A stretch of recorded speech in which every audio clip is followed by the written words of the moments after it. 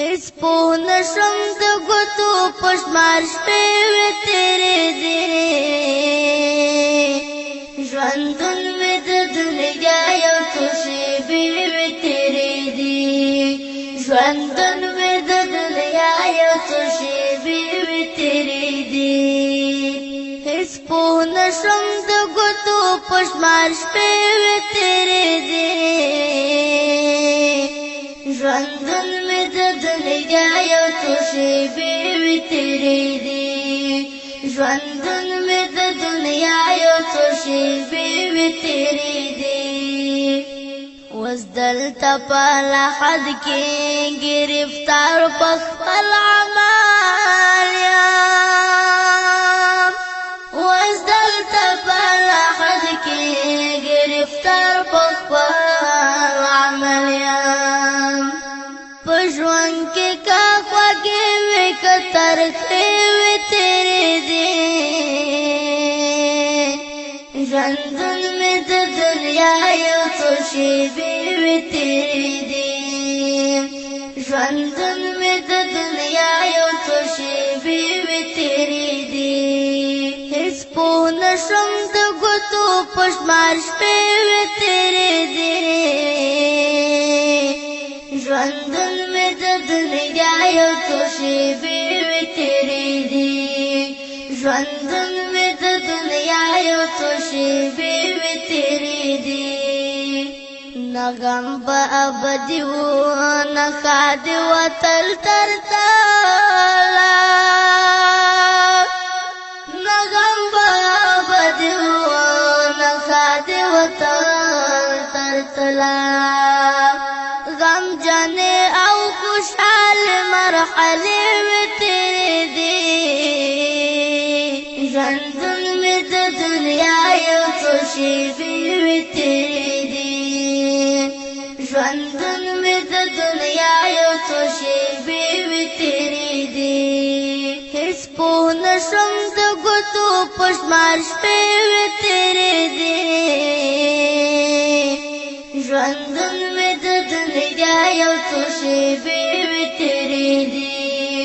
ژوندون مې د دنیا یو څو شېبې وې تېرې دي نن مې پرون کېږي نه مې لاره د خلاصون شته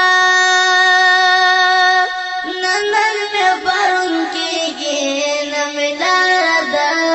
خلاصون شته پرون خو که زندان که زولنې وې تېرې دي ژوندون مې د دنیا یو څو شېبې وې تېرې دي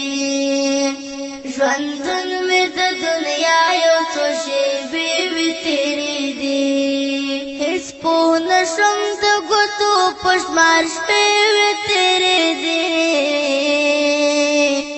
ژوندون مې د دنیا یو څو شېبې وې تېرې دي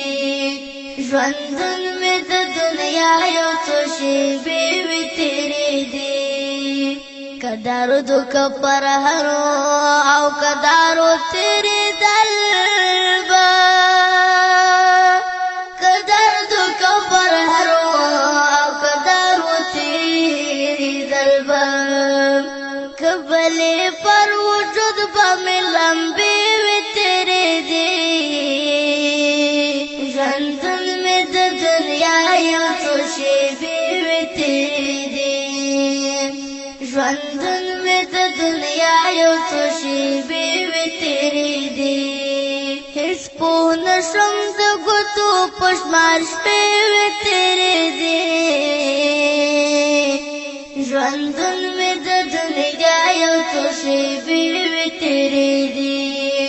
ژوندون مې د دنیا یو څو رحمت الله وبرکاته ډېر عزتمن درونو تاسو څنګه معلومه ده دغه یو مهم شروع کړی دی سوشل میډیا د لارې زمونږ د ویډیو مقصد هر کس دا نه دی تاسو ته شومینټ کوو دغه د دین پتنګان تاسو ته ښکاري تاسو په شاټونو کې هم کته د دې ته د قرآن مجیدونو ضرورت و زموږ سره بخروان حساس صاحب زموږ استاد هم ولاړ دي استاد جي ولاړ دي استاد جي هغه خلکو تم غونډو مسلمانان چې کوم په دې سکرین باندې ګوري غونډو تر ځوان چې د دوا وته وکړه او چې څومره دغه دي نو هغه تاسو وته وایي. السلام علیکم بلال جان صاحب او بخروان صاحب تاسو ډېره مننه چې تاسو په دې مصروف وخت کې زموږ لپاره ټایم ایستول ته راغلئ. د دې نه وروستو دا کومو کسانو چې تاسو سره تعاون کړی دی د الله د کلام دپاره قرآن مجید دپاره هغوی زه ډېره شکریا ادا کوم. ډېره مننه. والسلام. ډېره زیاته مننه.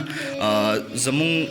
تاسو ته دا وایو چې تاسو په خپل چم ګاونډ کې په خپل چارپیرچل کې وګرځئ. داسې بلا مدرسې داسې بلا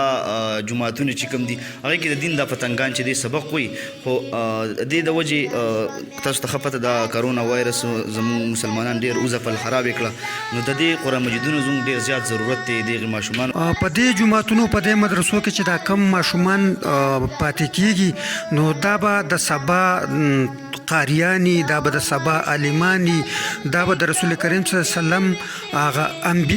د رسول کریم صلی الله علیه وسلم هغه وارثان دا خلک دي نو موږ مخیر حضرات ته هغه